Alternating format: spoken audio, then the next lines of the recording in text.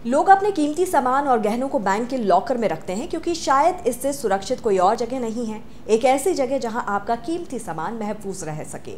लेकिन नोएडा के रहने वाले ऋतिक सिंघल के साथ जो कुछ हुआ वो आपके साथ भी हो सकता है। ऋतिक सिंघल के लॉकर में रखे 30 लाख के गहने गायब हो गए। यहाँ सवाल उठता है कि बैंक लॉकर से गहने गायब होने पर बैंक की कितनी जिम्मेदारी होती है। यदि गहने बैंक के लॉकर से गायब हुए हैं तो किसका नुकसान होगा? ये नुकसान आपका है या फिर उस बैंक का जिसके लॉकर में आपने अपना कीमती सामान रखा है? हम आपको बताएंगे इन्हीं तमाम सवालों के जवाब। लेकिन अगर अभी तक आपने हमारे चैनल को सब्सक्राइब नहीं किया है तो ज़रूर कर लीजिए, बेल आइकन को भी प्रेस कर दीजिए। नमस्कार, आप देख रहे हैं जनभावना टाइम्स, मैं हूँ अंकिता।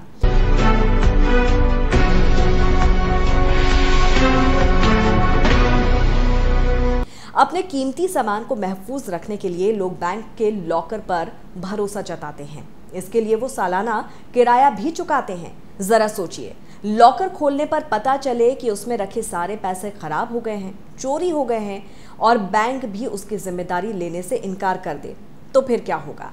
अक्सर ऐसी खबरें आती भी रहती हैं कि बैंक के लॉकर में रखा कीमती सामान कभी चोरी हो जाता है तो कभी खराब हो जाता है।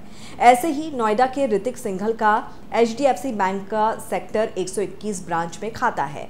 वहीं उन्होंने लॉकर भी किराए पर लिया हुआ है जिसमें उनकी पत्नी के करीब 30 लाख रुपए के जेवर रखे हुए थे। उन्होंने कोरोना लॉकडाउन से ठीक पहले फरवरी 2020 में लॉकर का अंतिम बार ऑपरेशन भी किया था और उसके बाद वो ऑस्ट्रेलिया चले गए। वहां से वापस आने के बाद जब वो ब्रांच गए और लॉकर खोला तो उनके होश उड़ गए। लॉकर से गहने गायब थे। जब ब्रांच मैनेजर से इसकी शिकायत की गई तो उसने इस घटना से पल्ला झाड़ लिया। उसके बाद ऋतिक सिंघल ने इसकी पुलिस में शिकायत दर्ज की। बैंक में लॉकर का इस्तेमाल आम आदमी अपने कीमती सामान की सुरक्षा के लिए करता है।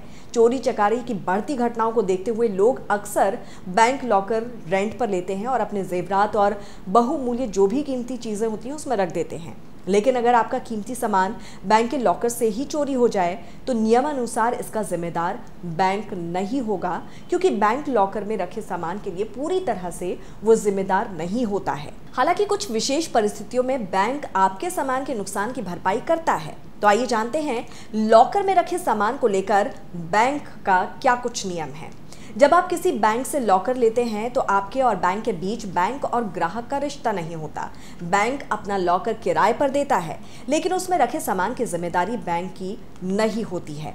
अब आप किसी भी बैंक से लॉकर लेते हैं तो बैंक और लॉकर लेने वाले व्यक्ति के बीच एक एग्रीमेंट होता है और इसमें स्पष्ट रूप से ये लिखा होता है कि बारिश, आग, भूकंप, बाढ़, बिजली गिरने, नागरिक विद्रोह, युद्ध, दंगे, कोई भी स्थिति हो, ऐसा कोई भी कारण हो जो कि बैंक के नियंत्रण से बाहर हो, तो ऐसे किसी मामले में आपके लॉकर में रखे सामान के लिए बैंक जिम्मेदार नहीं होगा।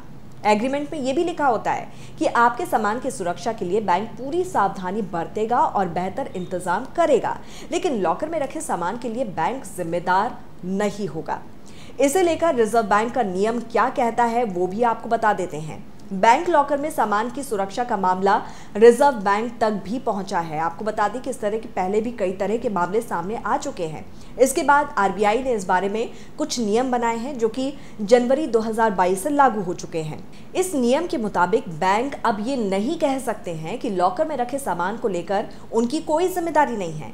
चोरी, धोखाधड़ी, आग या भवन ढह जाने की स्थिति में बैंक की जिम्मेदारी लॉकर के वार्षिक किराए के 100 गुना तक की होगी।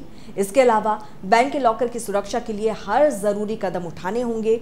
ग्राहक जब भी अपना लॉकर एक्सेस करेगा तो इसका अलर्ट बैंक के माध्यम से या ईमेल और SMS के जरिए ग्राहक को मिल जाएगा। लॉकर रूम में आने जाने वालों की अब CCTV से निगरानी करना भी जरूरी हो गया है। साथ ही CCTV फुटेज को 180 दिन तक रखना होगा।